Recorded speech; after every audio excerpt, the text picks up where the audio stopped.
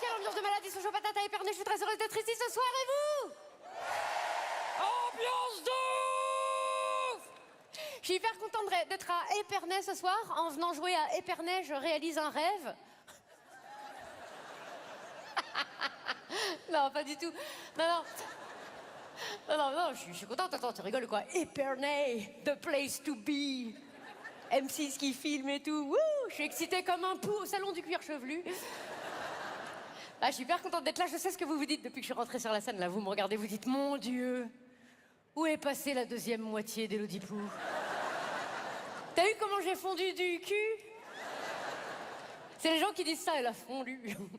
Enfin, pas tous les gens. Les jeunes, ils disent, elle a grave glow up de ouf. Frère. Faut dire frère à la fin, c'est très important. Les hommes, ils disent rien, parce qu'ils n'avaient pas remarqué. Ils n'étaient pas là, ils étaient aux toilettes. Et les femmes, elles disent, oh là là, comment elle a trop perdu du poids. Ça lui va trop bien. Mais quel est son secret à cette pute? Je sais, je vous entends. Alors, quel est mon secret? C'est vrai que je réponds pas trop quand on me pose la question en interview, dans les émissions et tout, parce que c'est très touchy comme sujet, la perte de poids, la santé, tout ça. Mais bon, là, ce soir, je me suis dit, vu qu'on est entre nous, on n'est pas nombreux, il n'y a personne qui regarde. Si vous voulez, je vais vous dire mon secret, si ça vous intéresse. Non, nous sommes minces. Je vous vois, hein, donc non. Je vais vous dire mon secret, si vous voulez. Voilà, j'ai fait un voyage qui a changé ma vie et mon corps par la même occasion. J'ai été en Inde, j'ai mangé un truc que j'avais acheté dans la rue et j'ai chié pendant 4 semaines. Tada!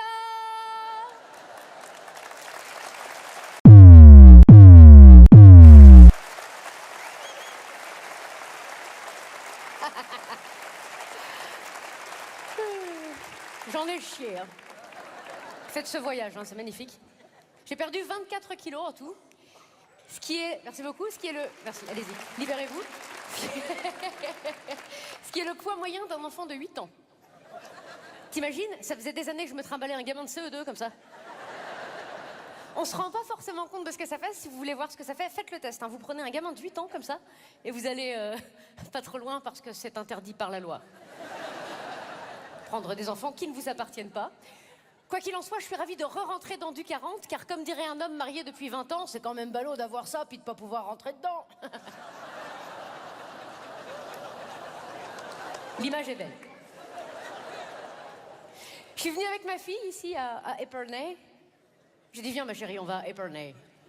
Elle a dit, elle a rien dit, elle s'en fout complètement. Elle s'en fout, elle a 5 ans, hein, donc les mômes de 5 ans, du moment que leur godasse s'allume quand ils marchent, hein, ils vont où tu veux, ils s'en foutent, ils ont raison. Rassurez-vous, je vais pas parler de ma fille toute la soirée. Mais j'aurais pu, c'est vrai, on fait ce qu'on veut, on choisit le sujet qu'on veut quand on fait un spectacle. Faut pas faire tout le spectacle dessus, c'est tout faux. Faut doser, faut placer le curseur. Or, le curseur en humour, bah, c'est comme un tétraplégique, il est là où tu choisis de le poser. Là, bim, pas bouger.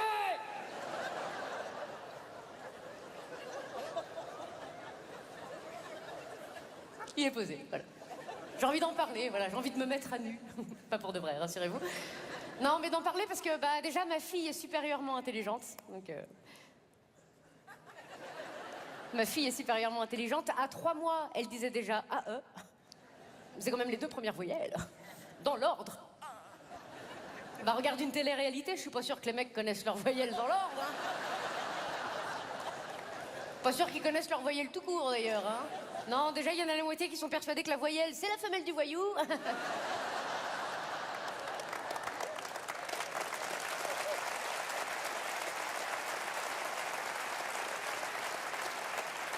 Ah bah non, quand t'as 2 candidats, Botoxine et Liposucia, qui t'expliquent la recette de la bifle de homard. Ce qui, entre nous, doit être extrêmement douloureux.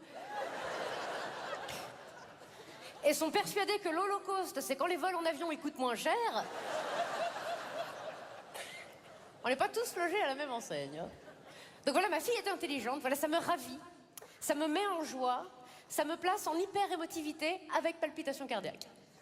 Parce que t'as vu, maintenant, il faut dire des termes, hein, t'as vu, faut dire que des belles choses, bien lisses, bien propres, et pour pas choquer, il faut tout renommer. Il faut faire du néo-naming. Oui, on a renommé le fait de renommer.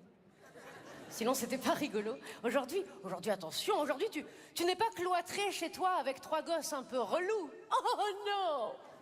Oh non, tu es en burn-out parental. C'est plus joli, bien sûr, c'est beau. C'est plus joli que dépression. C'est la même merde.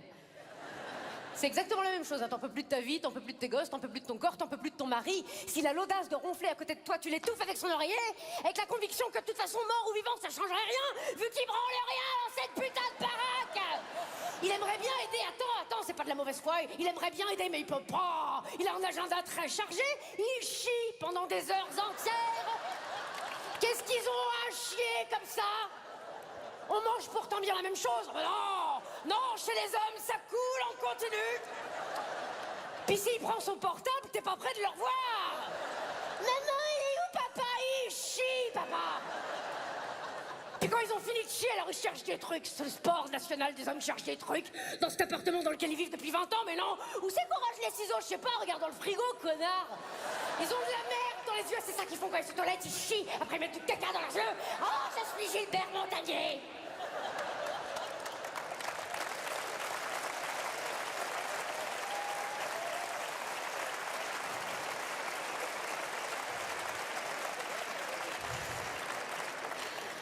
Ça réveille, hein?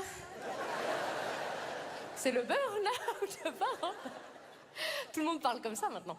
L'autre jour, j'étais en balade avec ma fille, on était place de la République à Paris. C'est là où il y a toutes les manifestations et tout. On s'arrête toujours quand on passe sur cette place, parce que sur cette place, il y a un artiste de rue incroyable. Si vous y passez un jour, arrêtez-vous. Le mec joue Born to be Alive à la flûte à bec. C'est magnifique. Born to be Alive à la flûte à bec. Sans les bras. Tous les jours, 16h, 18h, place de la République à Paris. Faut aller à Paris, mais ça vaut le coup d'œil. Et je dis pas ça parce qu'il en a qu'un. Magnifique.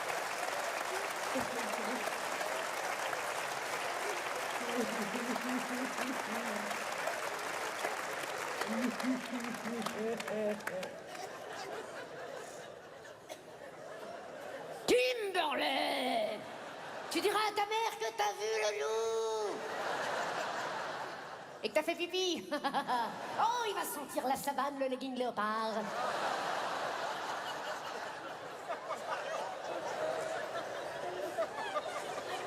Cours vite, ça va sécher.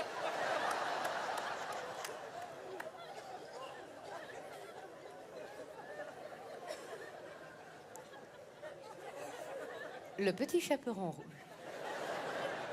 Le petit chaperon rouge remis au goût du jour par les dernières directives gouvernementales. Il était une fois.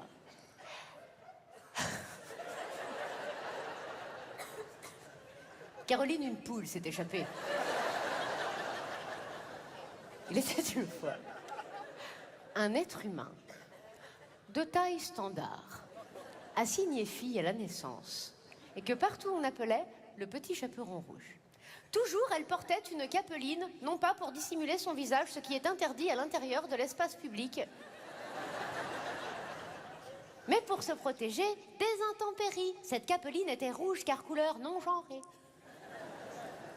Un jour, ses parents, les personnes prenant soin d'elle au quotidien, en formant un couple qu'il ou elle soit lesbienne, gay, bisexuel, intersexe, de genre fluide, asexuel, ou ambidextre, plus, lui disent: petit chaperon rouge, voudrais-tu bien porter cette galette et ce petit pot de beurre?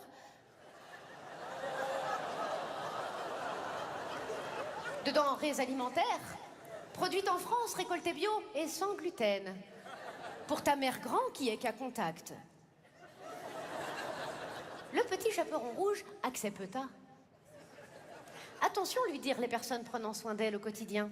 Si jamais dans la forêt tu croises le grand méchant Canis lupus, ne lui adresse pas la parole. Non pas qu'il ne soit intéressant de s'ouvrir à de nouvelles cultures, mais le grand méchant Canis lupus pourrais bien vouloir te manger. Oui, répondit le petit chaperon rouge. Non pas par domination parentale, mais parce qu'elle collaborait volontiers. Oui, Franz, comme mamie.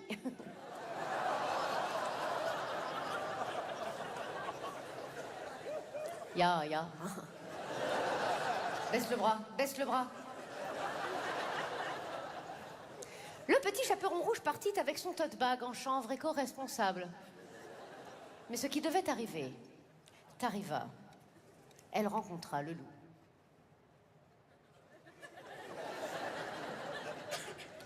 Wesh, dit le loup. Bonjour, répondit le petit chaperon rouge. T'as des belles jambes, elles ouvrent à quelle heure? Excellent. Où vas-tu? Demanda le loup. Rien ne m'oblige à vous répondre, dit le petit chaperon rouge. Si vous m'importunez, cela sera considéré comme du harcèlement de rue. Et bien que nous soyons en milieu rural, il vous en coûtera une amende de 135 €. Spread double vasque. Le loup, abasourdi par cette réponse dont il n'avait pas la ref, lui bouffa le cul.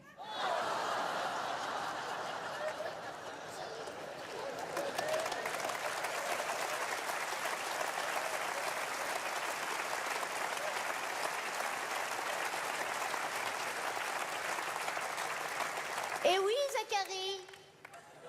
Eh oui, les enfants, car même élevés dans du coton, vous n'êtes pas à l'abri des cons. Récré.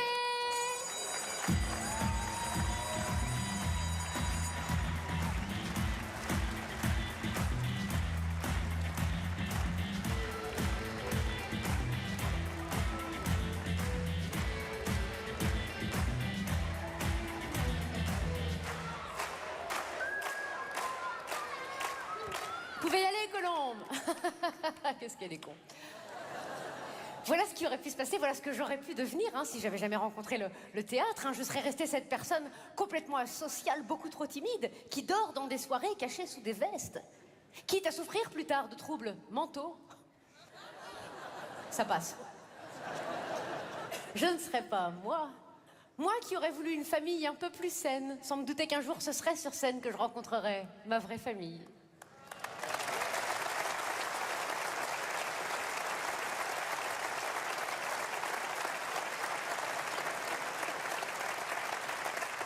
Moi qui n'osais pas parler aux gens sans me douter qu'un jour ces gens paieraient pour m'écouter parler. What the fuck? Moi qui me dis aussi qu'il n'y a pas de réussite sans audace, pas d'épanouissement sans amour, pas d'artiste sans son public, pas de deuxième spectacle sans premier spectacle, pas de petite maison sans sa prairie, pas de loup sans qu'on envoie la queue, pas de Léonard sans son petit bout. Pas de Kimber sans lait. Et qu'il faut ouvrir son cocon pour devenir papillon. Magnifique. Merveilleux. Donc on était sur cette place, ma fille triait les cailloux par ordre de grosseur tout en récitant l'alphabet grec. Non, elle chialait dans sa poussette. Quand arrive une mère, ceinture noire de néo-naming. Ça se voyait qu'elle était dans ce délire parce qu'elle avait un t-shirt à message avec écrit « L'enfant est le reflet de l'âme de celui qui le dirige vers la pluie ». Parce qu'elle avait rentré son t-shirt dans son pantalon. Donc on ne sait pas. La pluie. Chacun, finissez vous-même.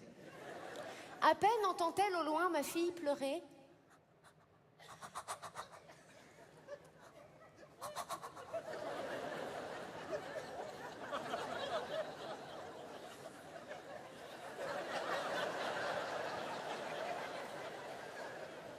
Élodie Poul.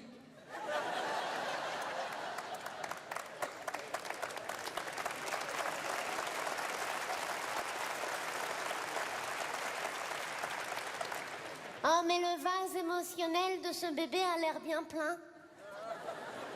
De plus, elle semble gênée dans son confort physique. J'ai dit, bah ouais, elle a chié.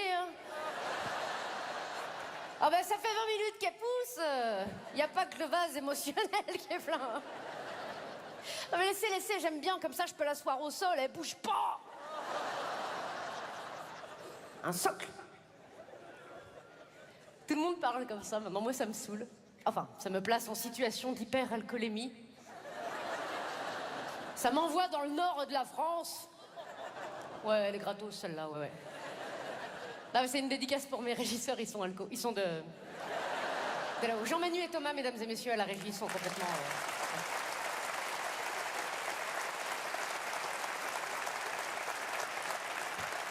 Ok, on applaudit l'alcoolisme, très bien, très bien.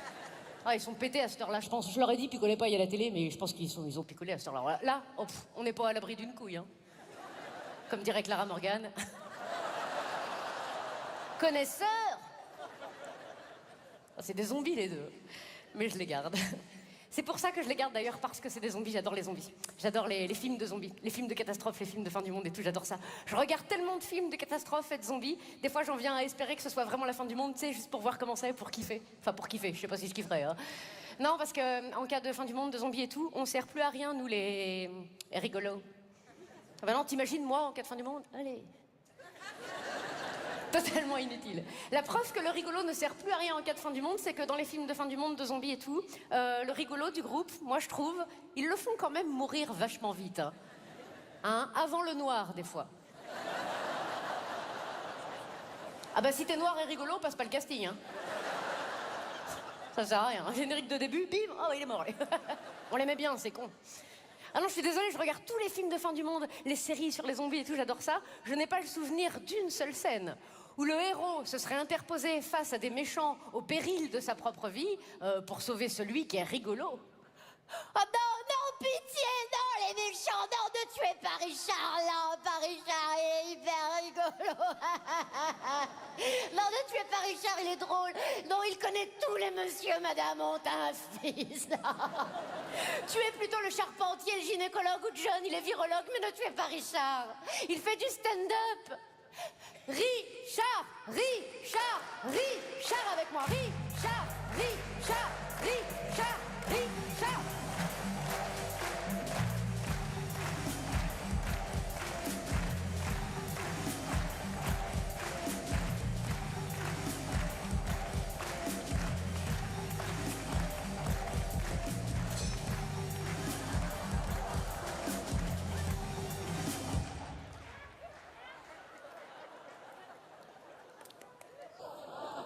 Ça fonctionne. J'ai de la veine.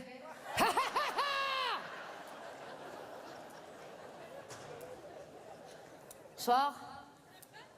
Vous pouvez répondre, je suis pas un DVD. Bonsoir, je m'appelle Richard. Je connais tous les monsieur et madame ont un fils. D'ailleurs, le saviez-vous, monsieur et madame stériles n'ont pas de fils. Ah bah oui, ah bah non. Excellent. C'est censé rester au sol, cette merde-là. Ils vont être contents devant la télé. Ils vont dire, ils sont en train de cramer, les cons. Ah, tu me vois plus, hop là. C'est la pub. Ça va, vous? Ça va, la vie? Enfin, la survie, c'est la survie, n'oublions pas, c'est la fin du monde, n'oublions pas. Moi-même, je le sais, je vais pas faire long feu. La prochaine fois que je rentrerai en boîte, elle aura des poignées. Excellent!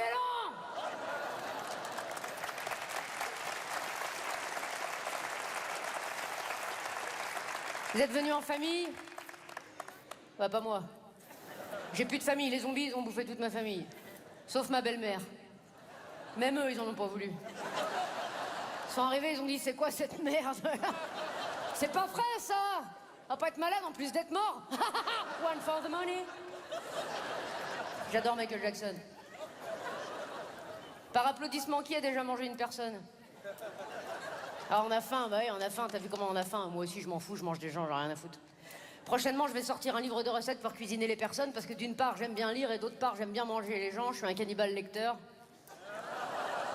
Excellent! Excellent!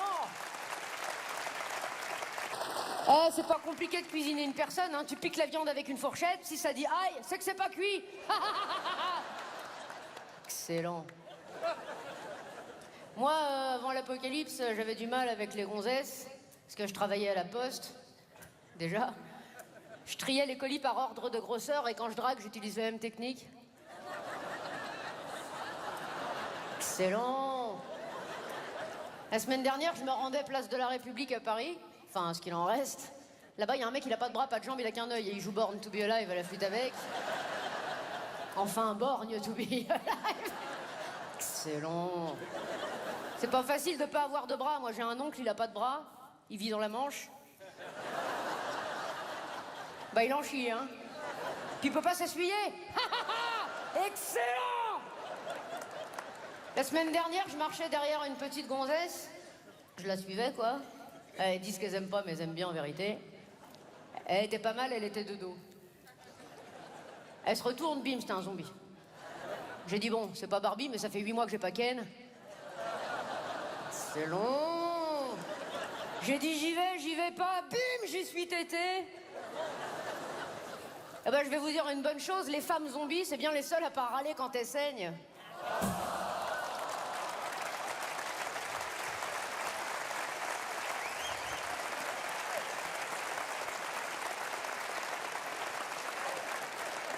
Merci. Eh, si un jour il sort en vrai ce spectacle, moi j'y vais. Qui viendra?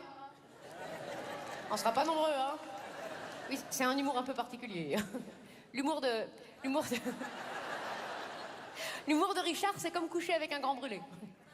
Tu prends tout au 3e degré.